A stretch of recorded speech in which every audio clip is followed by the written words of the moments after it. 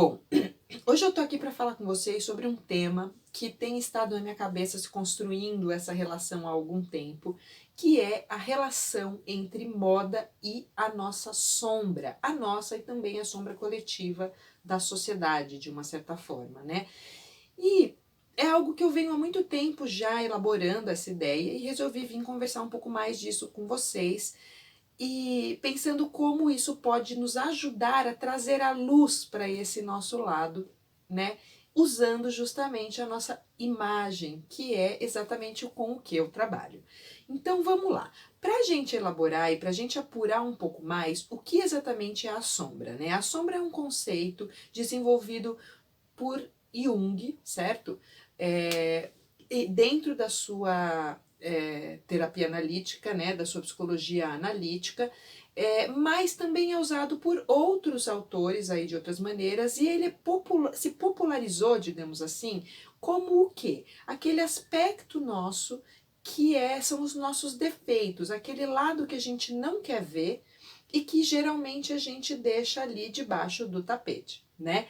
Mas na realidade, a nossa sombra não é exatamente os nossos defeitos, é aquilo que a gente aprendeu a ver como defeito através, digamos assim, da lente da cultura e das convenções sociais, acima de tudo, né? Então, na verdade, é aquilo que a gente não aceita em nós, porque a gente de alguma forma aprendeu que aquilo é inaceitável, que aquilo não é legal e que a gente deve, então, guardar aos olhos dos outros. Um exemplo interessante sobre os nossos aspectos sombrios é a nossa imagem quando a gente acaba de acordar, né? Por exemplo, quando a gente acaba de acordar, a gente não sai direto para a rua sem pelo menos escovar o dente, pentear o cabelo, isso se a gente for só comprar pão na padaria. Se a gente for ter um contato social um pouco mais importante com pessoas que esperam alguma coisa de nós de alguma maneira, aí a gente vai ter um pouco mais de exigência com a gente mesmo e a gente vai ter que se arrumar à altura. Tanto é que os códigos do vestir são tão fortes na nossa sociedade e existem milhares e milhares de pessoas aí trabalhando em cima dessa ideia de ensinar os códigos do vestir, os códigos sociais, as etiquetas, o que está certo e o que está errado em cada caso, para que as pessoas se sintam mais seguras. Por quê? Porque é nessa hora que a gente não quer expor a nossa sombra, ou seja, aquele lado, aquele nosso não saber sobre aquilo e cometer gafes e passar situações desagradáveis, certo? Então, mais ou menos, essa é a ideia. A gente só mostra esse nosso aspecto, por exemplo, da nossa imagem sem nenhum filtro, só para pessoas muito íntimas, quando a gente acabou de acordar e com a cara inchada ainda, por exemplo, né? Antes de escovar o dente, antes de sequer pentear o cabelo.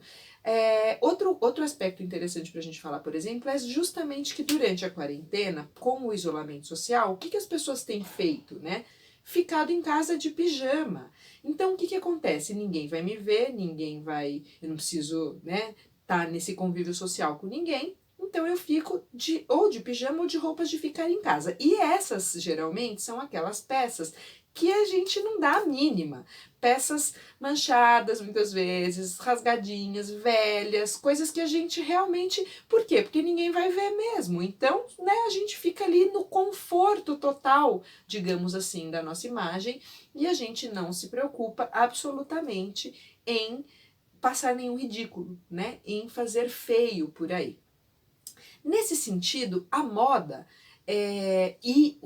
a moda é como um alimento aí, como um combustível nessas convenções sociais, certo? Porque o que acontece? A moda é justamente feita de convenções, né? Ela mantém essas convenções. O que está in, o que está na moda, o que é legal de se usar. O que quando você usa, você se sente bem? O que as famosas usam?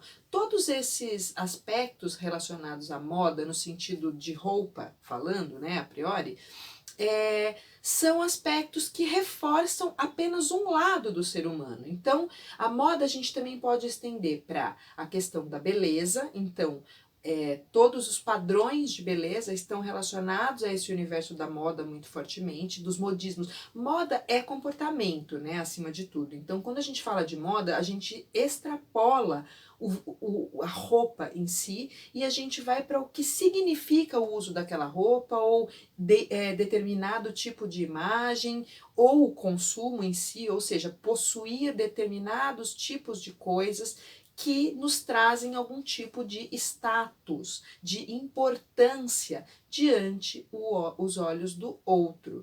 Então, por que voltando ao aspecto de como a moda está relacionada à sombra e de como ela alimenta a sombra? Porque quando a gente se preocupa em usar roupas da moda, em consumir coisas da moda, em ir em lugares da moda, digamos assim, o que a gente está fazendo? A gente não está olhando para aqueles aspectos nossos que muitas vezes querem outra coisa, tá? Então, por exemplo, tá na moda ter determinado tipo de celular, por exemplo, né? E aí, isso ainda é uma coisa que é difícil seu lado interno, digamos, sua sombra, que está dizendo assim, mas eu não quero celular, eu nem queria usar celular em primeiro momento, eu acho um saco essa perseguição das pessoas, porque quando você tem, a partir do momento que passou a existir celular, para quem viveu o tempo pré-celular, né, o celular ele passou a ser um rastreador da gente, então ele é muito legal, ele é um aparato tecnológico muito legal, mas para quem gosta de ficar mais quietinho na sua caverninha, sabe, o celular é aquela coisa que tá te expondo o tempo todo, e aí esse seu aspecto ele está jogado na sombra. Por quê? Porque a sociedade exige de você que você tenha um celular, que você se comunique. Se você não tem um celular e não se comunica com os outros, você é taxado de quê? Nossa senhora, você vive em que época? Na época das cavernas? Você não se comunica? Assim você nunca vai arranjar uma namorada, assim você nunca vai arranjar um namorado, assim você nunca vai conseguir isso, nunca vai conseguir aquilo. Então, quer dizer, o seu sucesso na vida, né, está atrelado a esse aspecto que é o que? O contrário da sombra. Né? É aquilo que, aliás, é o contrário da sombra, não, é aquilo que mantém na sombra aquilo que você muitas vezes realmente é e que não compactua com aquelas coisas que a sociedade está reforçando o tempo todo. E a moda faz exatamente isso. Então a gente fica alimentando a nossa sombra quando a gente não olha para aquilo que realmente a gente gosta. Então, tá na moda usar determinados tipos de peça, por exemplo. Ou tá na moda a gente ter o cabelo super ondulado e longo com babyliss e não sei o que, não sei o que lá. Mas será que o meu cabelo é assim? Será que é assim que eu gosto realmente dele? Né? Ou está na moda então ter um peitão enorme. Aí todo mundo vai lá e coloca silicone, mas será que eu precisava disso? Meu corpo estava proporcional antes disso. Eu nem parei para pensar. Mas o reforço é tão forte do outro lado de que assim você vai ficar sexy, de que assim os homens vão olhar para você, de que é assim que você vai fazer sucesso, é assim que você vai conseguir um bom marido, é assim, é assim, é assim. Então, esses modismos que estão atrelados, então é todo um universo que se conversa, né? A gente tem a moda aí atrelada a esse universo de consumo, atrelada ao universo da beleza, dos produtos de beleza, procedimentos estéticos diversos, né? Dos fitness da vida, das dietas, quer dizer, tá tudo isso relacionado de alguma maneira e tudo isso são modismos, porque são padrões que mudam ao longo de um tempo ou de outro, né? Há alguns anos atrás, o padrão de beleza era um corpo magro e esquálido, por exemplo, né? Isso lá na década de 90 era chamado de heroin chic, nas revistas de moda, que eram aquelas modelos hiper ultra magras, com aqueles cabelos escorridos e com aquelas caras de doentes. Em algum momento isso foi um padrão de beleza. Ao longo do tempo foi se transformando, até os dias de hoje nós temos mais os corpos mais sarados, né? Esses corpos aí mais trabalhados, malhados, como ideais de beleza hoje em dia. Então, qualquer tipo de ideal, qualquer tipo de padrão alimenta esse aspecto sombrio em nós.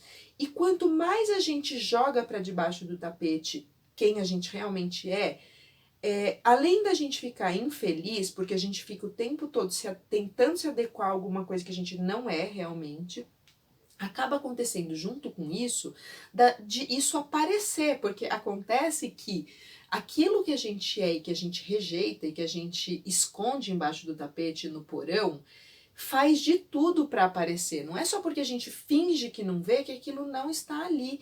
E aquilo acaba aparecendo nas horas mais inconvenientes, além de tudo, para nós. Ou seja, de repente, a gente sem querer aparece de pijama na frente de alguém que a gente não queria que visse. De repente, porque o que acontece? O esforço que a gente tem que fazer para ficar escondendo aquelas coisas e ficar se adequando a padrões externos é tão grande, né?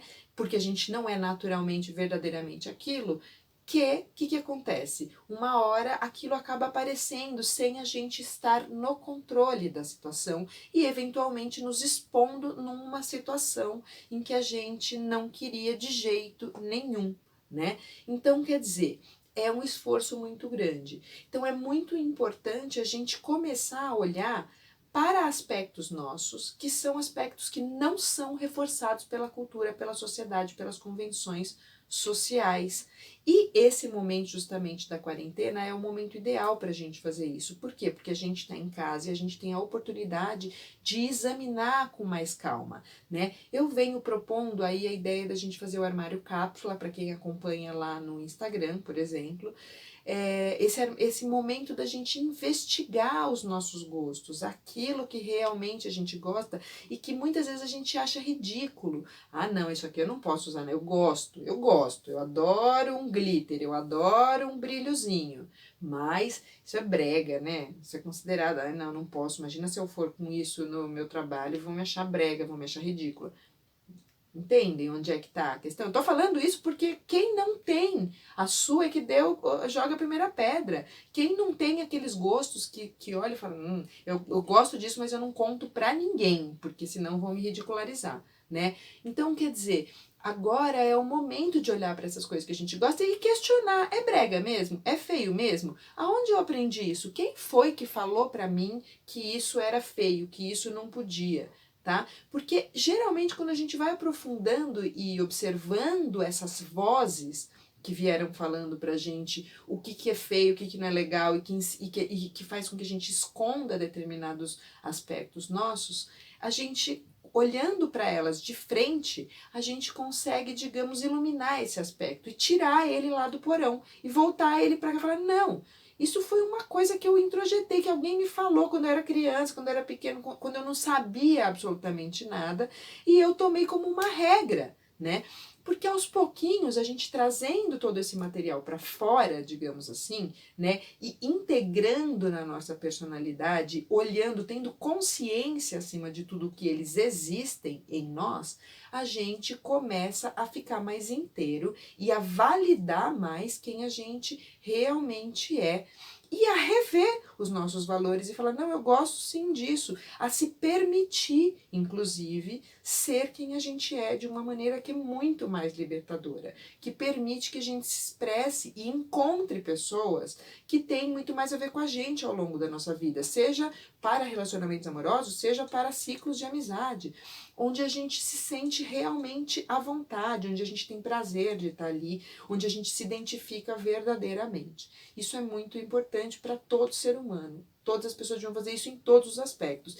E a moda e a imagem são um canal para a gente fazer isso, da gente olhar para esses aspectos nossos e um canal para a gente se conhecer um pouco melhor, certo? Espero que vocês tenham gostado, deixem seus comentários, curtam o canal, apertem lá o sininho para receber as notificações e tragam suas sugestões e seus comentários, que eu vou adorar saber, tá bom? Obrigada, gente, por acompanharem e até o próximo vídeo.